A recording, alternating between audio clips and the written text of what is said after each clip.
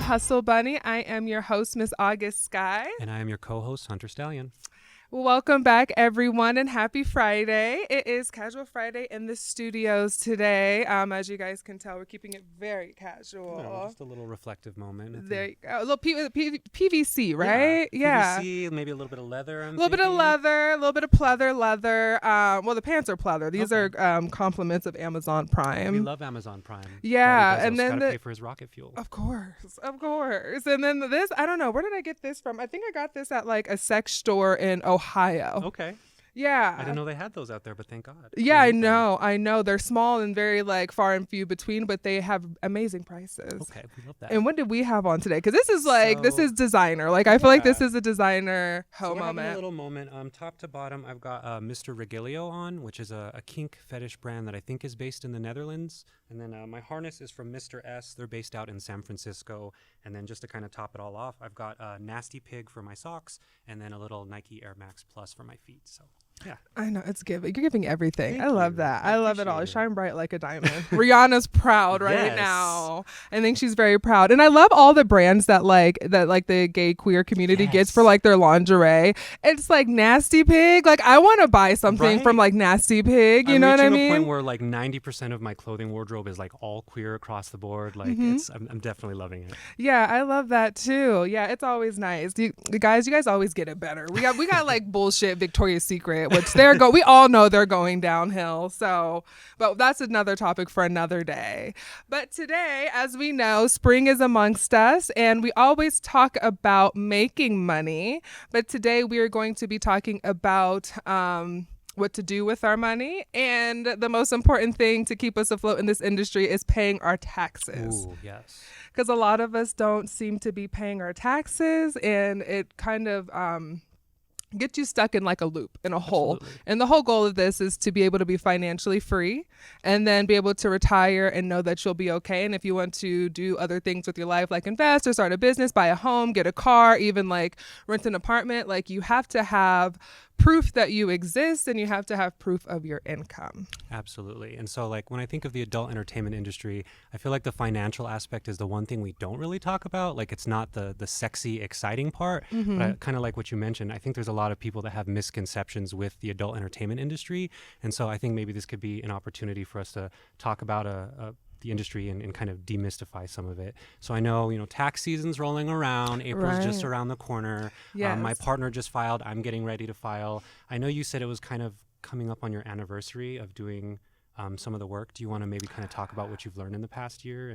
Yeah, absolutely. So my 1-year anniversary with being signed into the adult industry is in April. So that is 1 month. And of course, that's also tax season month, right? That's how it goes. So when I got into the industry for the adult film, there was like a big switch in the community. They said that right before COVID, or during COVID even, because 2020 was like a really crazy year for the industry and I wasn't a part of it yet. But they were saying that a lot of companies were getting sued because people weren't paying their taxes. Okay. And it seemed like, you get cut a check and it's up to you to pay your taxes. They give you everything that you need to do it. But I guess a lot of performers weren't paying their taxes. They were just like taking the money, cashing it. And there was a lot of older performers, I guess, in the game that they got stuck in the loop, that they lost all their money because they got hit with back taxes, and they were getting hit. Some of these major companies were getting hit harder than some of the other ones. I mean, I think one of the highest ones I heard getting hit, I don't know if it was $50,000 or a $500,000 fine. Ooh, girl. But they got hit hard. Okay. And it was making it, hard for them to get people. Like, I can understand like the switch up, right? So it's like, okay, now we got to actually like buckle down and be responsible and do these things. But the companies were kind of thinking to themselves, like, it's not up to us to force these people to pay their taxes, right? So now on the set, which I'm just like used to, right? So I don't know any different than what it was 2 years ago. All I know is what it is now. And when you go to set, there's so much paperwork you have to do, right? Because they do like a video, you do a consent, you fill out paperwork saying like, this is who you are. and they give you tax paperwork Right. every set. Like it doesn't change. Like you always get hit with like was a W-9, Yeah. I want to say. Yeah, One of you them always get hit with the Ws. W-9s. Yeah, and you fill that out before you can do anything. There are some companies now that you wait 2 weeks to get paid like a normal job, and there's some companies that they will take out the taxes. I think, if I'm not mistaken, I think they either take out the taxes before, so you already get it taxed. But I do all my work in California, Okay. and their taxes are completely different than out here in Colorado. Okay. So the one big thing that I learned, because they said you can come in the business and all your paychecks would be every 2 weeks or whenever you get them. They'll ship them out in the mail whenever you get them. So I did that my first month, which was just horrendous, right? Like that was just like Waiting trying for to that keep check up. Yeah, sucks. waiting for those checks were just like a rough period of time. So they said, okay, we'll get an LLC. So after that first month, after that first round, because I had did like my first week out there, I think I had did like 4 or 5 shoots. So, you know, like that was a good amount of money that I was like waiting for in the mail. And it's like, okay, well, I was still dancing. I still had like other money coming in. It was just like, you're just like, no one wants to play that waiting Right. game. You know Waiting what to I get mean? paid sucks Like, no matter what industry you're in, and we don't have time for that. Exactly. So it's like, okay, cool. So I got an LLC, and when you have an LLC, it is so much easier to do work. I've been a dancer now for 4 years, and I've filed my taxes as a dancer every year, but that was more of like a guessing game that I did. Now this year, it's like having the LLC and being my own business makes it way easier because everything's tracked. I've got a business debit card. I've got my LLC. I'm a certified business, so all my transactions for like work, travel, hotel, hair, makeup, all these things that you don't think are a tax write-off, they are a tax Yes, write-off. they are. So it was a big transition into it, and like being fiscally responsible is like one of the first things that you need to learn. Dancing's a little bit different. I handled my finances differently when I was solely dependent on dancing, just because it's all cash, and I would hit like a certain number, and then I would say, okay, I'm going to put this in the bank and I'm going to keep this, just so like the IRS wouldn't be like, What's going on? yeah, exactly. Like Right. I can't be dropping like all this like big numbers into like the into my bank account all at once, right? Because then you get flagged if you don't pay your taxes. Like it's all back taxes, right? So so I did it because you have to be able to live. You have to be able to prove your income. You have Right. to say, okay, I need to move to a new place. I want to finance a new car. I got to do this. So it's like you have to have proof of income. So yeah, it's been a learning curve. I've always filed my taxes. I have friends who have never filed their taxes, not once. And I'm like, I don't know how you guys are living. They're I out guess those there. co-signers They are walk doing among us. it. Yeah. So it was a little bit more, it was like, it's quick. Like when you are in it and like, you're like, okay, like the money aspect of it, if you want your money, then you're going to have to take the steps to set yourself up for those successes. Absolutely. And just kind of going back and forth. So one thing I really admire about you is like you're a proper industry girl. And like I've never done any work in a professional studio, but one thing that we both have in common is we're both active on OnlyFans. And so I think that might be like a great place to start with how accessible it is for some other people who've never done adult work before or like might be outside of California. So maybe like we can talk about between the two of us, since we're both familiar with OnlyFans, like what that's like from an audience's perspective. So like when I think about how OnlyFans is laid out, you know, they do take 20% of everything that they make from you. Right. And so, you know, that money comes out immediately from the transaction. So if, you know, someone does a $20 transaction, 20% of it is gone before it even, you know, meets your bank account. And so that can be something that's confusing for a lot of people because they might think like, oh, that's already my taxes, but that's actually just OnlyFans cut that they make from you. And so a big thing about that is like I've heard a lot of information online, like on YouTube and from people where they talk about you don't have to pay taxes on OnlyFans, which is not true at all. Right. And so I think a lot of people kind of get scared with that. Do you want to maybe talk a little bit about like what earning through OnlyFans has been like for you? So me and OnlyFans, I got beef with OnlyFans sometimes. Let's get into it. Let's talk about OnlyFans. So you know, OnlyFans, it was good. Like it was like the taboo thing back in the day. Right. COVID hit. Hey, everybody, we got it. Everyone has to eat, and I love that. I love the fact that you are an OnlyFans babe, Yeah, and yeah. you did it. And I think that there is I think I feel like the OnlyFans and the adult entertainment industry, like they're like neck and neck. Oh, I for think sure. like having people who have their creative ability to do what they want to do and then be independent when they do it, I think that's even more amazing. So I did OnlyFans for like a long time. Then I stopped. And then I did it again because I was starting to get like overwhelmed with like OnlyFans and things like that, and Those like DMs. those They blow DMs. up. Oh, and then like they change their rules pretty frequently. Yes, they do. And you're one of those people that knows like Ooh, girl. the ins and outs of like the rules. It's like, okay, you guys keep changing the rules, you guys keep changing it, and it's hard for me to keep up because like, I haven't updated myself on the terms and conditions and like the words that are flagged. But when I do file for my OnlyFans taxes, you do get the tax paper in the mail. Yeah, they send it to you. So there's no way that you can They make it really not. easy. And like a big thing is like, I know the government was going back and forth, and I don't know if it passed or not, but I think any transaction that goes above $600 has to have some sort of itemization to it. And so I think that's a big thing for like people who start off on OnlyFans. Like I remember my first month, like I didn't think I was going to make shit. You kind of just do it and you see what happens. But like, the very first month I had, I made more money than I'd done in any other way. Right. And so I think that's where like the excitement kind of kicks in, where it can be like a lot of money really, really quick. Right. And like, if you don't have that mindset of like, oh, let me put 30% away for taxes as soon as I get it, and maybe put some away for savings, and like you can absolutely reach a point where a year later you owe $10,000-$20,000 in taxes and you don't have that money on hand. And it can be really scary, especially if you're just kind of experimenting with the adult entertainment industry. Sometimes we flirt with it for a year or two and decide it's not for us. And so I think that trap can be really, really scary. But I think the biggest thing is like when you're collecting a lot of sources of passive income, it's really good to have a paper trail. And it's always just good to be aware to have that savings, because there's always going to be a time to collect. I know we were kind of joking off air. I was talking about Pablo Escobar, and like the reason that his operation went underground, other than the fact that he was Pablo Escobar, was the fact that he didn't pay taxes. And so it's like the government really does want a cut of the money that we're making. And when we look at self-employment, like there's no one out here that's going to tell us what to do or how to do it. And like it really is harder to be self-employed. I realize like you're all on your own. You really have to figure things out.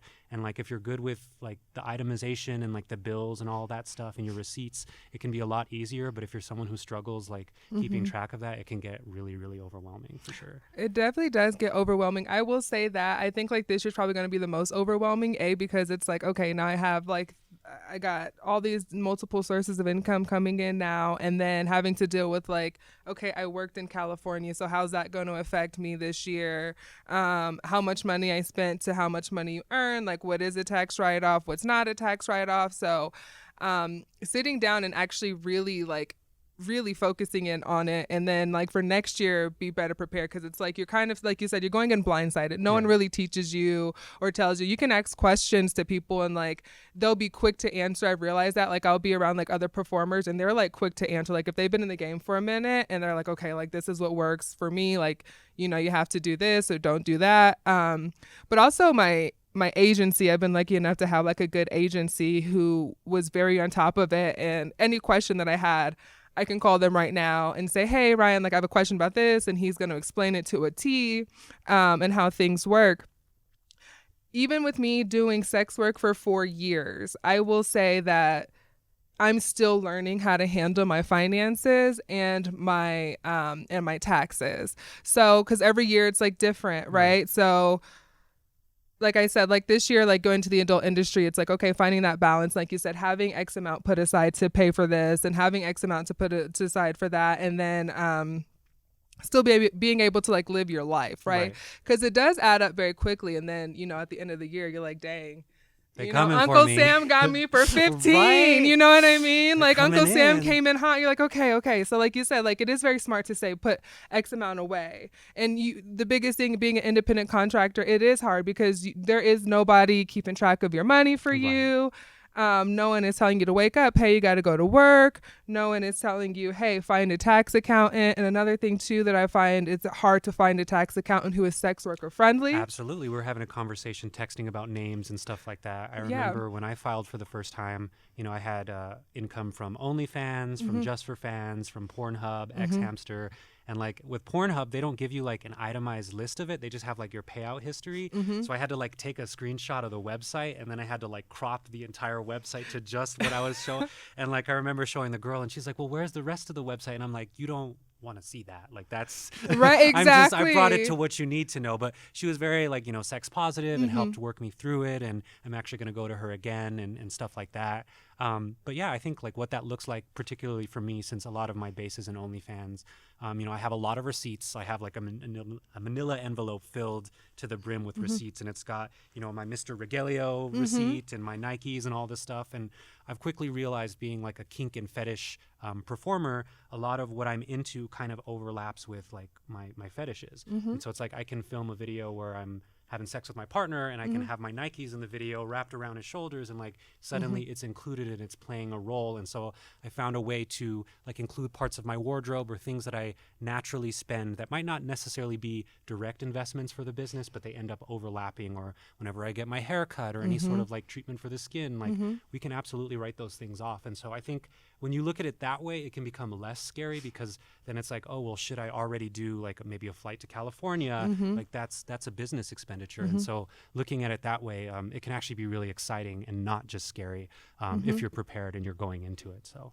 yeah, that is really nice. That is a good point. Like you said, like as long as it's going into like your brand, right? So I write off like, I have to have my hair done. I have to have outfits for certain things. So it is all a tax write-off.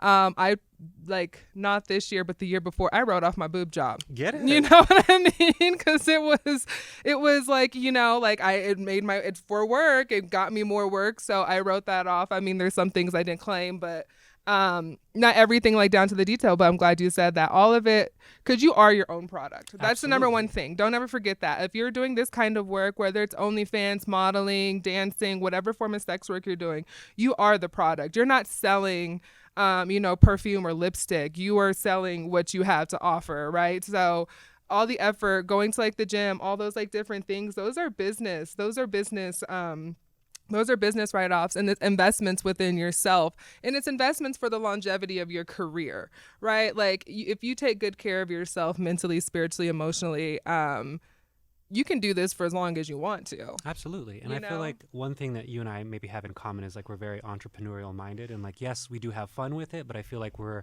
about our money and about our business, which I think a lot of people need to hear, because it's okay to have that angle, and it's okay to operate that way. And so I feel like if anyone is interested in whether it's like OnlyFans or studio work or adult entertainment industry, what sort of ways do you think people can like hop in and get involved? Because I know there's people out there that maybe they just want like an extra source of passive income, and like that's valid, and like we all come in different shapes and sizes, and like someone's trying to pay for what you got, even if you don't know, even if they've never told you. And so how can people get in on that? You know what? So I went to the AVN Awards the first time this past year, so January, and you get to see everybody from everywhere, not just adult performers who are like signed to like agencies, but you get to see everyone. There was like the BBWs, there was a huge trans community, there was the OnlyFans, there was it's like Comic-Con. Yeah, it's like the Comic-Con of like porn, right? Everyone is there. Anyone that you want to see, everyone is there. And you go to like some of these booths, and there is something for everyone. So don't be shy, don't be nervous, don't be ashamed. I would say start with what you're comfortable with. I know a lot of girls and guys, and just want to include everybody, trans, non-binary, everyone. We love you. They all started like doing camming, or like a lot of people did start with like OnlyFans, but camming seems to be like a big way. Sure. And if you get onto some of these cam sites, they're categorized. I mean, they have everything. They have ebony, they have gay, they have trans, they have lesbian. So you can do anything. And I think that reaches out to like a bigger audience, right? Because you're talking to anybody in the world at that point. Myself too, I did camming during COVID as well too, which was like, it was cool and I did really good. It's a lot of work. Anything that you're going to do in this industry, it's going to be a lot of work. Like you have to be persistent. You have to have like a brand, and your brand can always be evolving, right? You have to have a schedule, because your fans are always going to be expecting it. So if you say, Monday at 11 a.m. mountain time, like they're expecting you to be there 11, right? They're like loyal to you, but that's what you do. You got to be like loyal to what you like and loyal to your fans and be persistent, be like willing and able and like to learn, and it's hard. Like it's not an easy feat. For me, before I even danced, I was a shot girl at the strip club. So, Okay. and then a guy walks up to you and it's like, how much for a dance? I'm like, well, I'm not a dancer. I think the guy put down $500 for a lap dance. Shit, And I well, was like, tonight I well, am. tonight I guess I'm For a that dancer, price. right? And I just never quite looked back, and I really enjoyed it. But like, you don't have to go, balls deep into like the sex work industry. Research it, like look it up, see things that you like, what you're comfortable with. I know a lot of performers were comfortable doing camming because you're in the safety of your own home. You're not like, you're not out there. People can't quite find you. You can geo-block locations. Right. Like, let's say like you live in Utah and you don't want anybody from Utah finding you. You can You can do geo-block that. the whole location. You can do the that whole with state. OnlyFans too. Yeah, which is nice. But for you, you know everything about OnlyFans. You gotta teach me something here, because I would love know. to. I mean, I am an OnlyFans girl. I did get to the top 1%, which is like the highest I've ever gotten. Well, Which is still congrats on incredible. that. Thank That's you so you up much. there with them baddies, with the Thank bads you. of the bads. You outdid me. I think I'm only like top 3.4%. That's still up there. We up there, but But yeah, like, for accolades for me- that. That's a bad Thank bitch you. moment right there. I mean, I will say for me, like 2 years ago, I was on unemployment. I was on food stamps. I had student loan debt, credit card debt. And then I started OnlyFans, and it's just supposed to be like a diary for like my fetishes and things that I was experimenting and working through. But because I was so into it at the time, I was also able to share it with the world while I was still experimenting. And I think for me, it was seeing someone genuinely be into something niche and fetish related allowed people to latch on really quick. But what I learned from that was like, there's nothing sexier than seeing someone do something they're already into. Like it doesn't matter what it is, who it is, or who it's with. When someone is like in that state of mind where they're like engaged with their kink and they're engaged in their pleasure, it's really intoxicating to look at. And like it makes you wonder like, oh, can I do that, or can I get into it? And I feel like it demystifies a lot of the misconceptions that we have with sex, because we never really talk about it. And we mostly like learn through pornography or learn through like maybe one or two relationships, and that frames like our whole idea of sex. And so when I think about OnlyFans, I think about, there are people that want to get in on this, whether it's to like connect, to share, or just to make money, which is valid. And I think to those people, I would say it's totally possible. You don't have to show your face. You can show one part of your body if that's all you're into. I have people that I follow that are straight men, and all they do is show their feet, and nobody knows what they look like. Nobody knows where they live.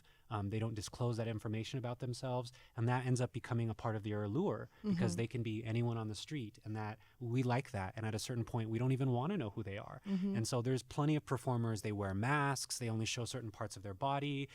Maybe you're a woman that has like beautiful breasts, and that's what you want to show off, but nothing else. Like that's okay. And so I think learning to really play with the body and kind of like you said, treat it like it's something that you can sell, and knowing like what your assets are. There's nothing wrong with like having that confidence and that vanity of being like, oh no, people will pay to see me like jerk off or to, touch myself. Like it's okay to own that energy and to make it yours. Yeah, and I'm glad you said that. There was actually, so I'm not a big Twitter queen. Like I just go in there and I post, and I'm not like a social media drama queen, but like there was a performer, I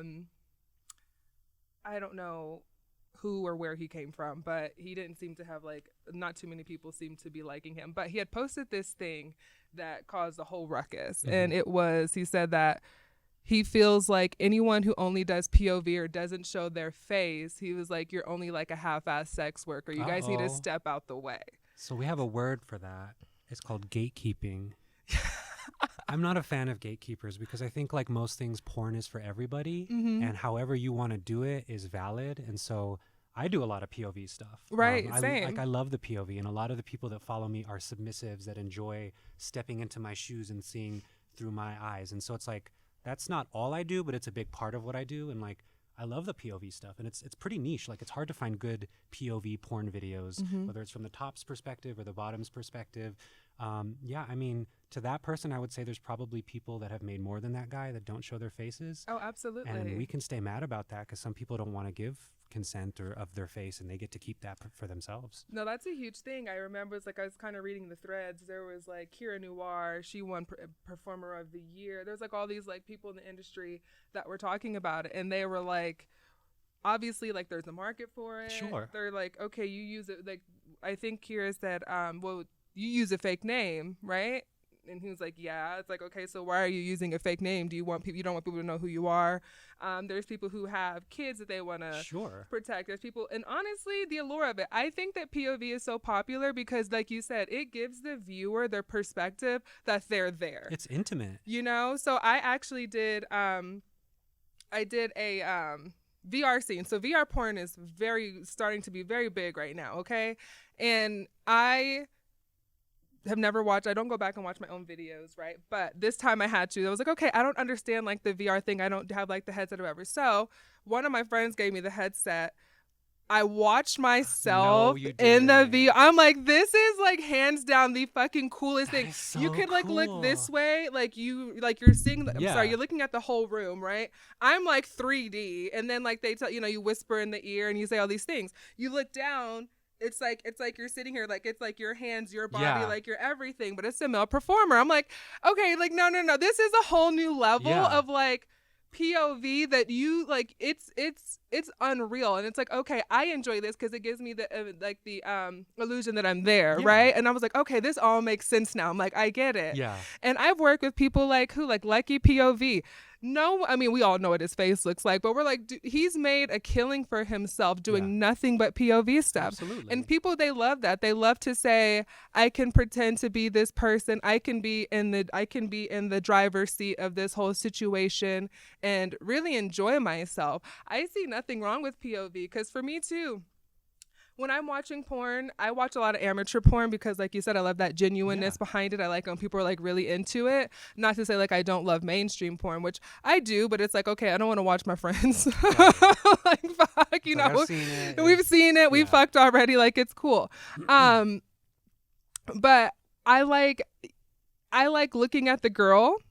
I think like a lot of us who watch, like mainstream, just boy girl porn. Or gangbangs. I like to watch gangbang. I like my German gangbangs and shit. Where I'm always watching to see if the girl is having a good time, because if the girl's not having a good time, then it just takes away from the whole video. Absolutely. And that's what's nice about POV for me, because it's like, oh, like I get to just focus on the things that I want to focus. This girl is actually having a good time. Maybe like I might not really care for like the male's face, or like you don't really care for like I'm in the moment. I just want to be in. I just want to see what's going on, right? Like, and I think that is very nice and it's very alluring, and it's enjoyable for everybody. So.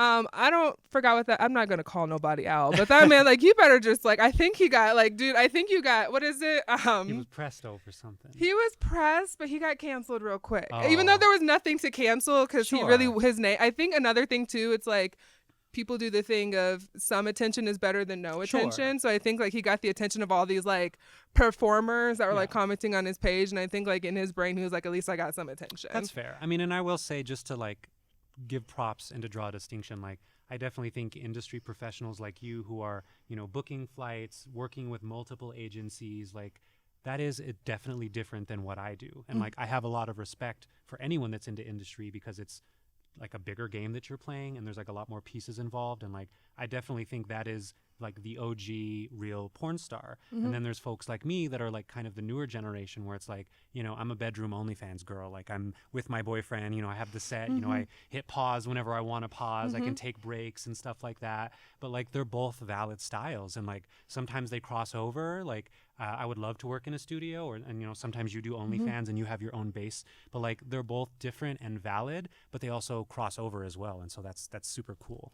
I think what's really nice about that as well too is that a lot of the OnlyFans performers are making the crossover, right? Like one of my friends, I've shot with her before. She's an OnlyFans girl. She's actually she started off as a dancer in Colorado, and then we did OnlyFans stuff together, and she's killing it. She's like you. She's making her like living off of doing OnlyFans, but like she gets hit up by like all these major porn stars that want to work with her. She gets hit up by like major companies that want to work with her, because you can work for a major studio without being signed to an agency. Okay. That's So, good to know. so yeah, you like go on some of these girls' pages, like, okay, they get followed by like Brazzers and Right. Reality Kings and like all these other sites. I think it's just about like your name for yourself, like your networking, like your branding, like being on social media and things like that. But like these girls, like you're working hard. OnlyFans, I would say, is really hard as well too in its own realm, just because you are doing it yourself. Oh yeah. You don't have the cameraman, you don't have the director. You just kind of show up, you say, okay, this is who I'm working with today, this is the scheme of the day, this is the theme for the day.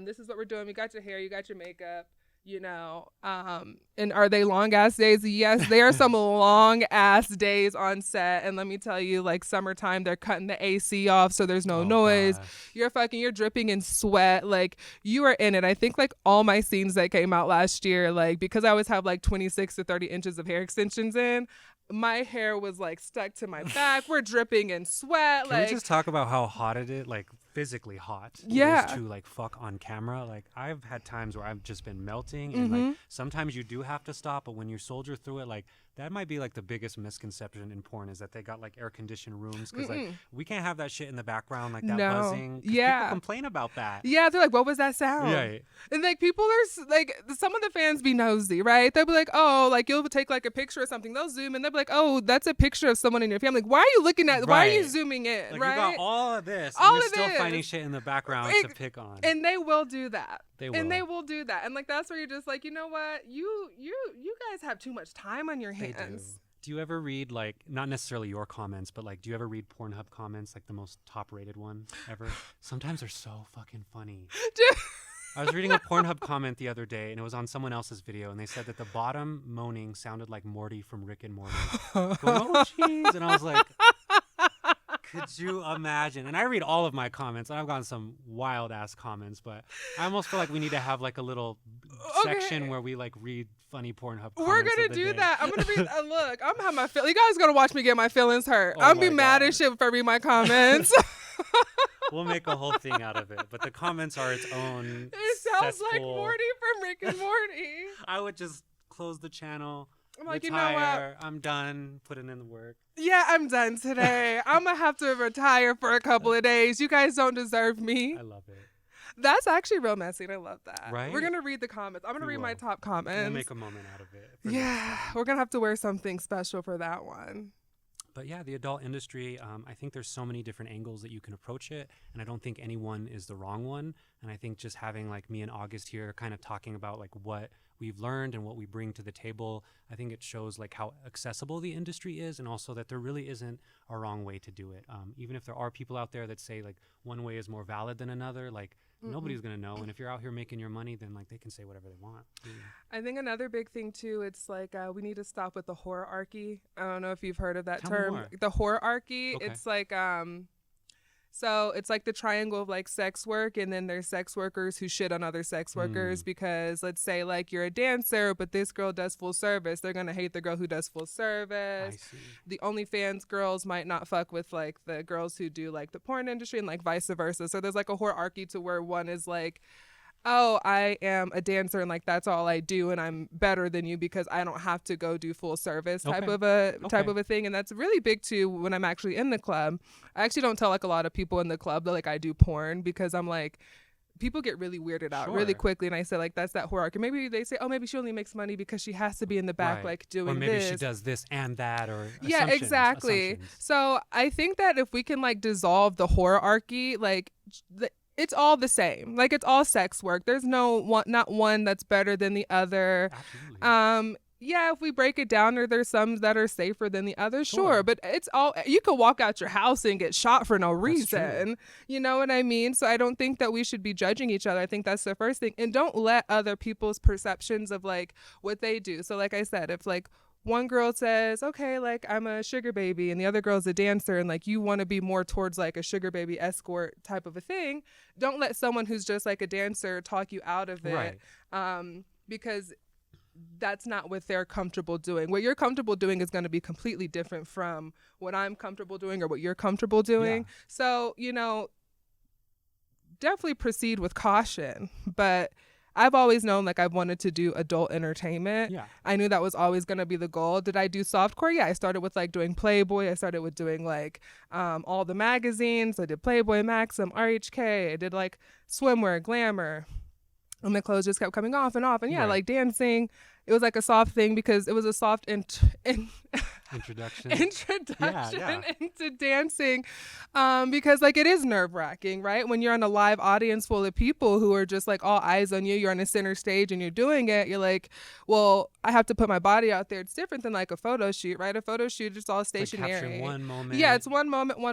Dancing, as opposed to being the moment. Exactly. Like you're supposed to allure people to make money, right? So I think that would be one of my biggest advice things. Biggest advice. Why am I falling apart all of a sudden? Girl, it's Friday. We had a long ass week. We're ready to turn it in. I do want to speak to that though, the Hoarchy. Yeah. So I feel like there's only one distinction that should be made, and I've been wanting to squeeze this in for a minute. Yes. I'm gonna have a serious moment. I think there's two kinds of sex work. There's the kind that's safe, and there's the kind that's not safe. And so when I think of like growing up in New Mexico, when I used to work at the Transgender Resource Center doing HIV prevention, I talked to a lot of people that did sex work. And the kind of sex work they do is very different than the kind of sex work we do, because for them, it's tied directly to survival. And so there's like a lot of things like what scene partner you have, whether or not you can get consent, whether or not there's testing involved, even like what location you're going to play in. Those things we get to have, decided based off of what we like, because we have a little bit more privilege in how we operate.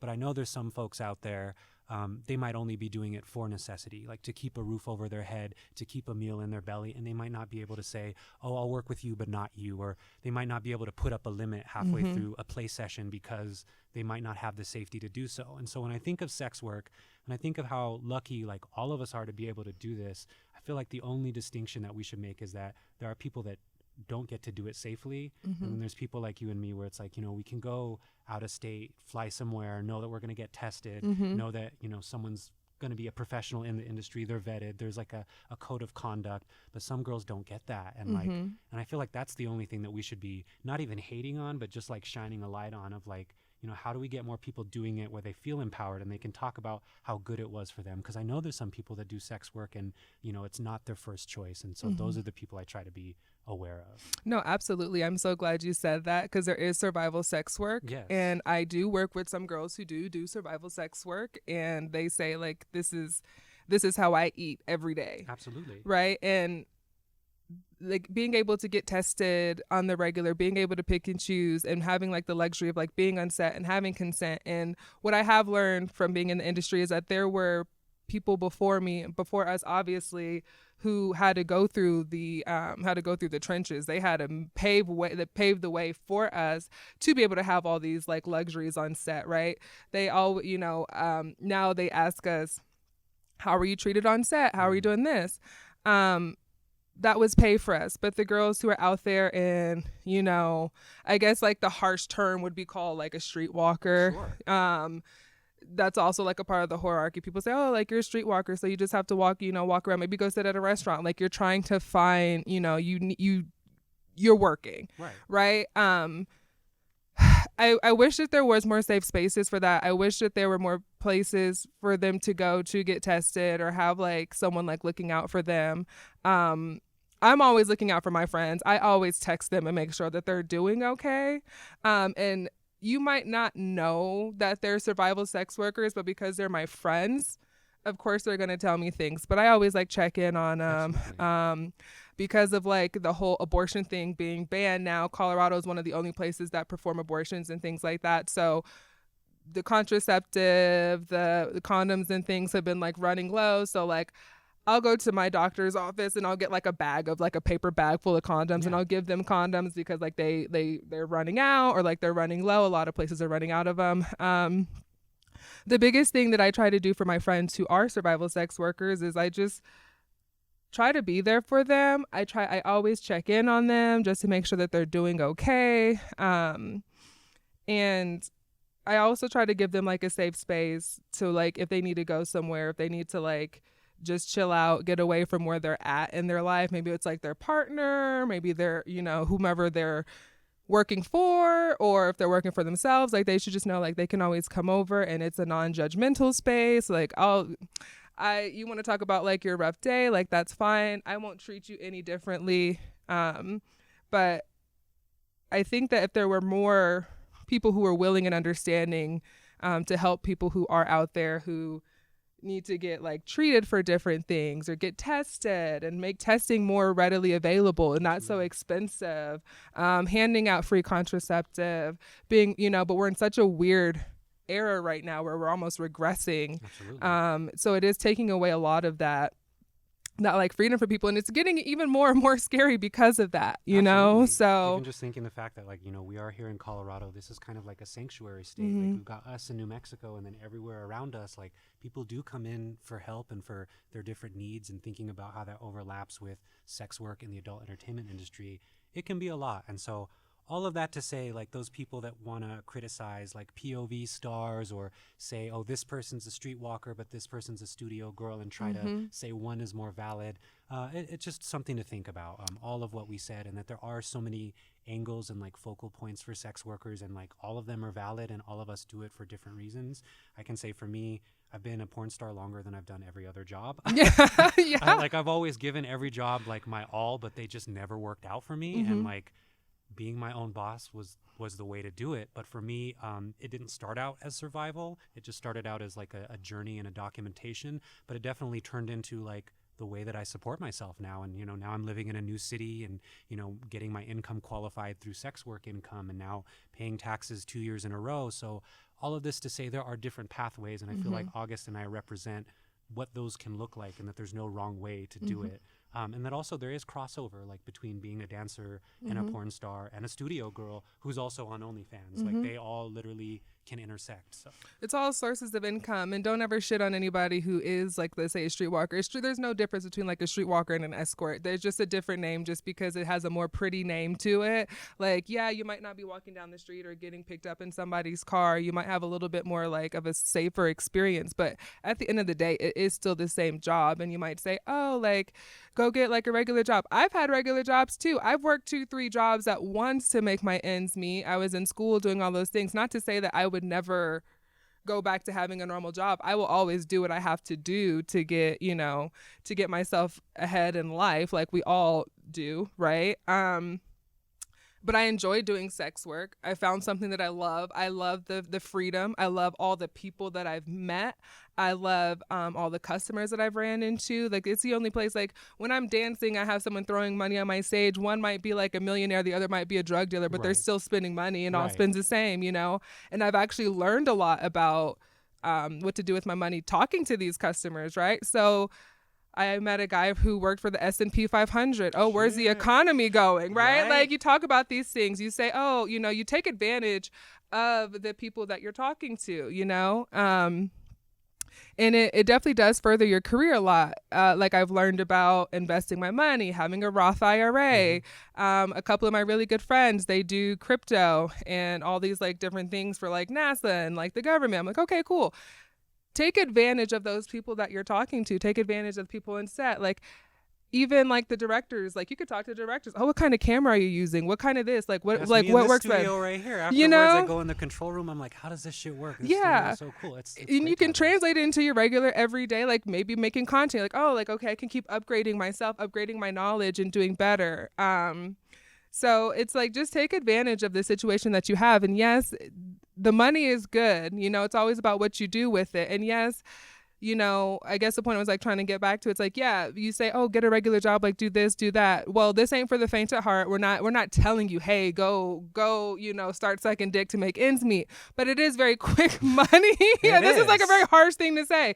We're not saying go be a stripper. We're not saying do OnlyFans like right off the bat and you're going to be a millionaire the next day. No, you're not. It's going to take work like any other job. But the girls who are survival sex workers, yes, if you're charging $500 a pop, like, okay, look, if I hook up with 3 different people in one night, that's $1,500. That's my rent. It's paid. I don't have to worry about that anymore. If I do 3-4 people, or maybe if I do 6 or 7 people in a week, or 10 people in a week, now I have my rent paid. Now I have food. Maybe my kid has this. Now I can go get a car. I can pay for gas. I can pay for the inflation of like living right now. So always like look at it like that too.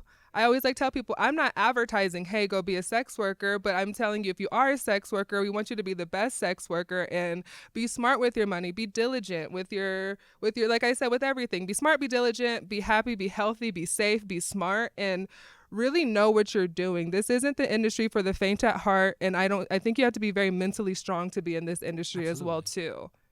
Yeah, So. and just kind of like going off of that, thinking about where you're at now, like, you know, you said you have an LLC, like that's definitely you're a business at that point. So like for you, at what point did it kind of transition from like, okay, like I dance, like I might be a sugar baby, but now I'm like working with studios, I have an agent, I have an LLC. Like, did that begin like all at once for you, or at what point like did August Skye the brand become a thing?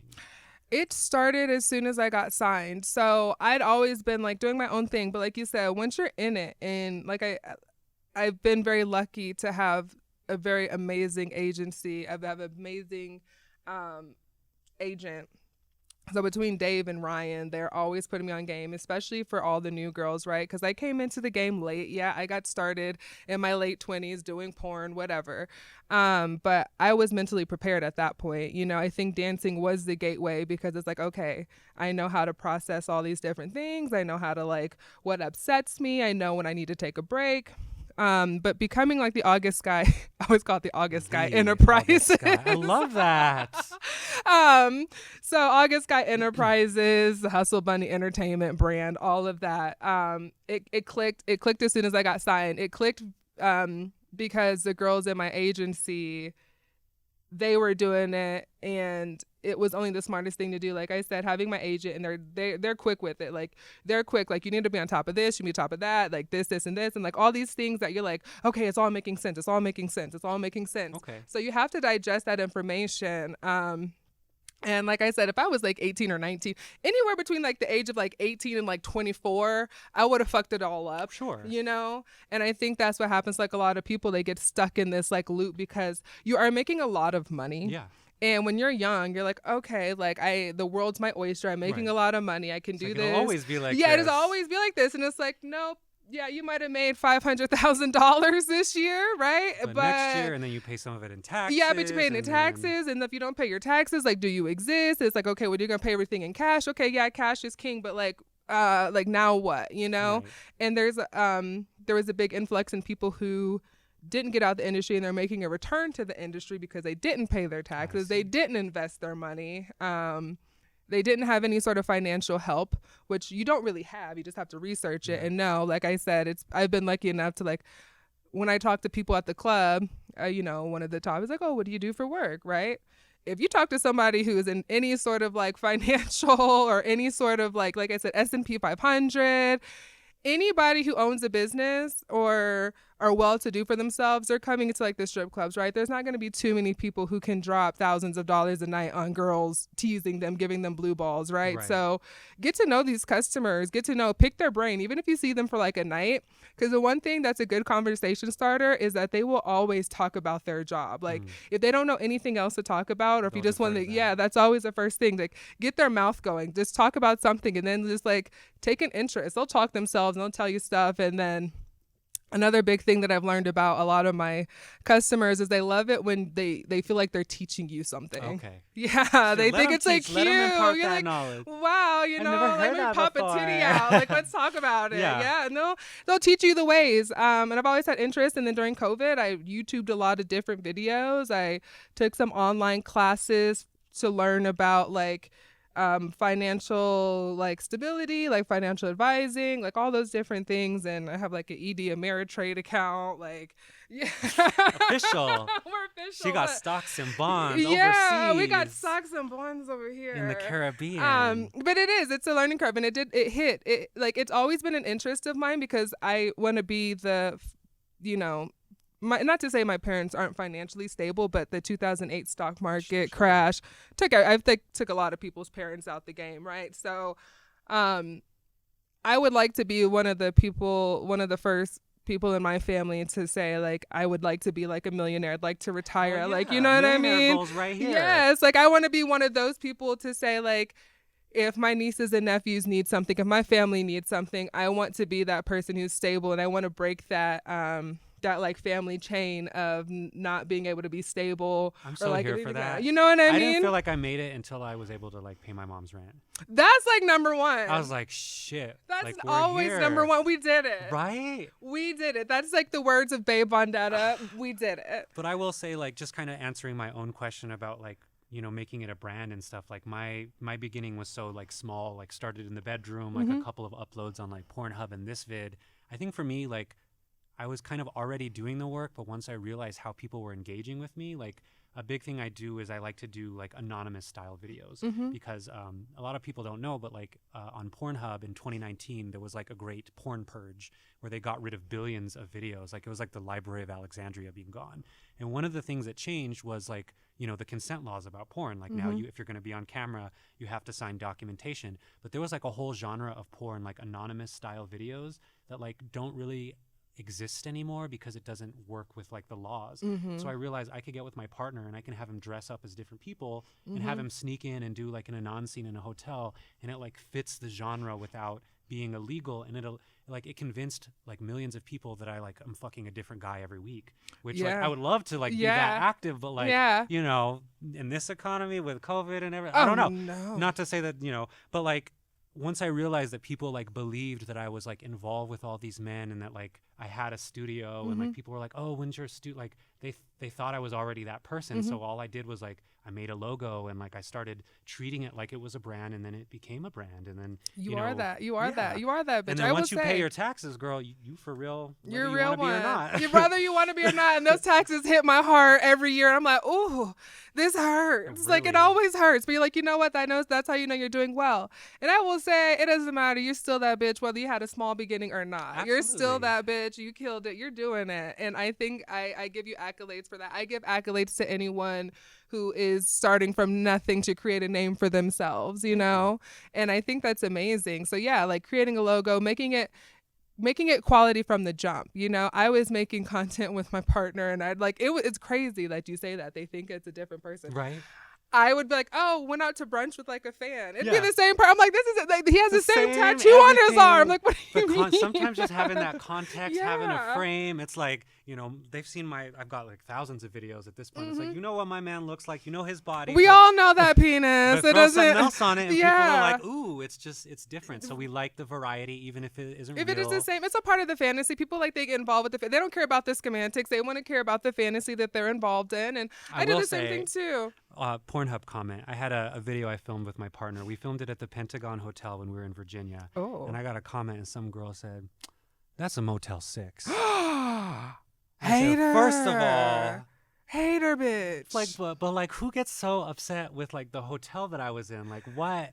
So I think of that one person that's like, you know, jerking off in the middle of the night, and they're like, that's not Pentagon. That's the Motel 6. Right. And how do you know what a motel? What do you know what a Motel 6 looks like? Because you're in one right now. You like, know what? If that's where I decided to film, well then shit, I saved a lot of money. So we did. We like whatever. It's you know. We like a fiscally responsive queen. We do, and it kind of adds like the griminess of it. Like, ooh, like this is now I'm gonna go to a Motel 6. You gave us some content ideas. That and other Pornhub comments. Oh yeah, more of the Pornhub comments. I think the one. I've had two like stupid comments to be said. One was on my OnlyFans page. It was like around Christmas, and I had a fireplace at my last place, and I had a mantle. Yeah. And I had like family pictures and pictures of my partner, and I guess like it just had like the bottom half of a picture. And he goes, "Oh, just meant to tell you like your boyfriend's face is in your photos." And I was like. They don't miss anything. So this is what I told him.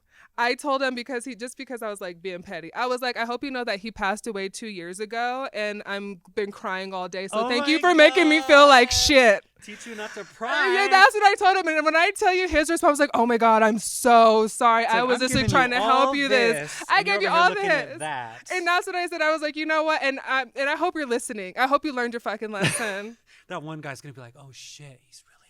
Yeah, I know exactly. I was like, I'll never forget that. And then I always get comments because I have pubic hair. People always comment about me having pubic hair. God forbid. God forbid you have a little bush. A natural human being serving what we came here with. But yeah, that one, I think the one about the boyfriend picture on the mantle, which was like literally like this much face. Because I clicked on the picture and I was like, really? Like you had to zoom in to see You that. were really zooming in. You had to put, like, you were putting together 2 and 2. But yeah. I love that. He's alive and well. Okay. But any closing things you want to let our little bunnies know? Just that there's no right or wrong way to do sex work. And if you're somebody that like is in a mode where you're doing sex work for survival, like there are resources available. Not all of us get into it because of choice, and like we need to be able to have conversations about that too. So there are resources available. There's more than one way to do it. And independence is always the goal, right? We always want to find a way where people feel valued in what they're doing, they're safe, and their autonomy is being respected. And that's what we've been able to have and what we represent in the sex work that we do. But everyone should be so lucky. So Absolutely. I think that's a very beautiful thing. And I do actually have a couple of friends who are sex workers or retired sex workers who are creating those spaces and those resources for people who are doing survival sex work or any kind of sex work at this point in time. I just know that things are very hard for women right now with all the abortion things, the contraception, all of that. But how to give you guys any last notes for the evening or afternoon. I don't know what time it is anymore. I don't know. It's obviously sometime in the afternoon. My titties are out. Who knows? there's no time in the studio. But I would say you said absolutely everything that I would cover. I would say do your research, proceed with caution, and own it. Once you get into it, own it. And always, always, always be working on like branding and figure out what you want to do with your money. Figure out like your exit strategies. Figure out what you want to do for like more passive income. Like say, hey, you want to invest in the stock market. Hey, you want to invest in real estate. Set a goal for yourself. Say, hey, next year I want to be able to put a deposit down for a house or a loft or a car or something. Just always have a plan with your money. It's always nice to go to like the Louis Vuitton store. I get it. It's cool. But like the Louis Vuitton ain't going to do anything for you in the long run. It's always fun and fine and dandy. At this point, I would say have a hot girl summer. Like if it's your first year, it's kind of hard not to. That was me last year. You know what we I had mean? Some fun. It's We're new hard in not Denver, to. but Exactly. New to Denver, have a hot girl summer. Hey, go buy that Louis bag. You know, I get it. Like when you make $1,000 in a day or $2,000 in a day, it's kind of hard for you to say, be humble. It's like, okay, I get it. Right. Do it, get it out of your system, get everything that you need to get done. So for me, I wanted to get my boobs done. I wanted to do I wanted to travel a lot more. I got that all out of my system now. And you're focused and you're doing smart things with your money. But, if there's a will, there's a way. And we're Absolutely. always here to teach you and keep you informed. And you guys can always keep us informed too. You guys can always It's a two-way reach street. out to us. Yeah, reach out to us like what works for you, what hasn't worked for you, any questions you guys have. You can always give us a shout. And if you want to speak to us directly, don't forget to follow August Skye on OnlyFans and Wasp Hunter on OnlyFans because, we're chilling and we're always here. Because we're chilling. We're chilling with our badissies out. Badissies, reflectussies, all the ussies. I'm never going to stop using that word. I know. I'm not even using it in the right term, It's but just I'm a catchphrase using. now. It's canonized Yeah, in we're hustle bunny culture. Yeah, you can talk to us. We'll just have our badissies out. Out and shining for you. Well, until next time, my little bunnies, stay hustling. We'll talk to you soon. Bye. Bye.